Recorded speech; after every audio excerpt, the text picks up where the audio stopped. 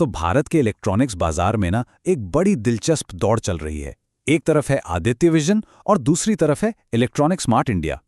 कमाल की बात यह है कि दोनों बेच तो एक ही सामान रहे हैं, लेकिन उनके नतीजों में जमीन आसमान का फर्क है। तो आज पता लगाते हैं कि इस रेस में कौन आगे है और सबसे जरूरी क्यों। चलिए शुरू करते हैं।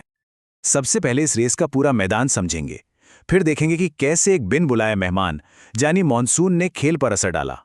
इसके बाद हम दोनों कंपनियों की अलग अलग रणनीतियों को जानेंगे, आंकड़ों की गहराई में उतरेंगे और आखिर में समझेंगे कि इन दोनों का भविष्य अब किस एक चीज पर टिका है।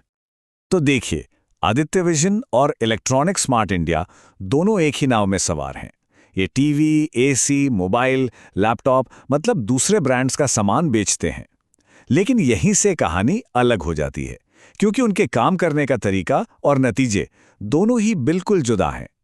तो असली सवाल यही है, जब दो कंपनियां एक ही सैमसंग का टीवी और एलजी का एसी बेच रही हैं, तो ऐसा कैसे हो सकता है कि एक कंपनी दूसरी से इतना बेहतर कर रही है? आखिर इस कहानी में ट्विस्ट क्या है? देखिए, इसमें कोई शक नहीं है। नंबर्स बिल्कुल साफ साफ बता रहे हैं कि आदित्य विजन इस रेस में काफी आगे निकल चुका है। तो अब सवाल ये नहीं है कि कौन आगे है, बल्कि ये है कि कैसे आगे है। चलिए इसी को समझते हैं। अब बात करते हैं उस एक बाहरी ताकत की जिसने दोनों कंपनियों को एक जैसा झटका दिया, और वो था इस साल का लंबा खिंचने वाला मॉनसून। देखिए, ये पूरी चेन रिएक्शन की तरह है। मॉनसून ज्यादा दिन तक रहा तो मौसम ठंडा बना रहा। जब गर्मी ही नहीं थी तो लोगों ने एसी भी कम खरीदे। और क्योंकि एसी वो प्रोडक्ट है जिस पर कंपनियां सबसे ज्यादा कमाती हैं, तो एसी की कम बिक्री का मतलब था मुनाफे पर सीधी चोट।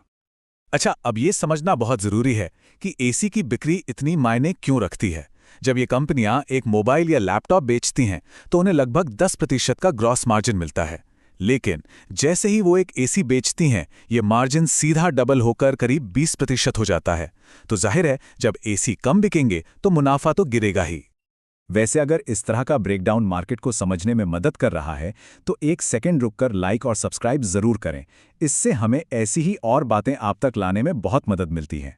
तो मॉनसून की चुनौती तो दोनों के लिए एक जैसी थी, है ना? लेकिन दोनों ने इसका सामना कैसे किया, यहीं से सारी कहानी बदल जाती है और यहीं असली अंतर सामने आता है। तो एक तरफ था आदित्य विजन, जिसने उन इलाकों में अपने स्टोर खोले जहां दुकान खोलने का खर्चा कम था और स्टोर जल्दी से प्रॉफिट में आ जाते थे। और दूसरी तरफ था इलेक्ट्रॉनिक स्मार्ट, जो दिल्ली जैसे महंगे और बहुत ज्यादा कंपटीशन वाले बाजार में उतर गया। आदित्य विजन का गेम प्लान ना बड़ा सीधा और असरदार है।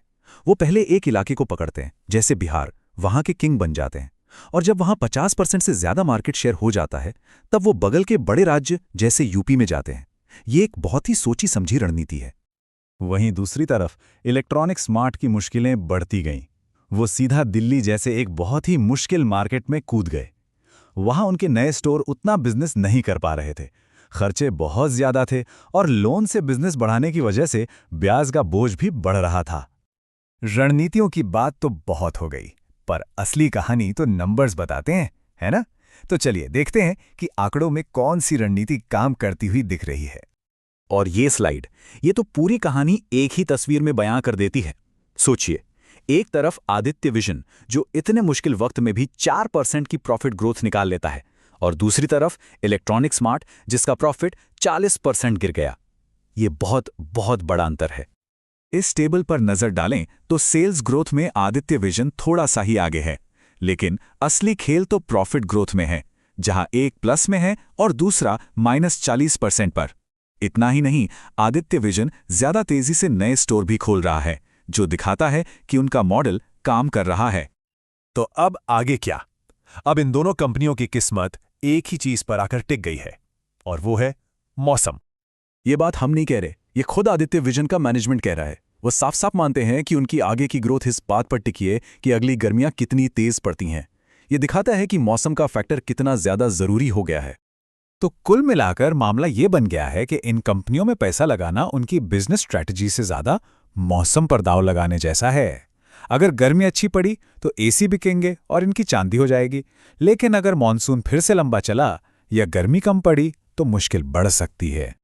तो आखिर में सवाल यही बचता है, क्या इन कंपनियों में निवेश करना एक सोची समझी बिजनेस स्ट्रैटेजी पर भरोसा करना है, या फिर मौसम के मिजाज पर खेला गया एक जुआ? इसका जवाब तो हर किसी को खुद ही तय करना होगा।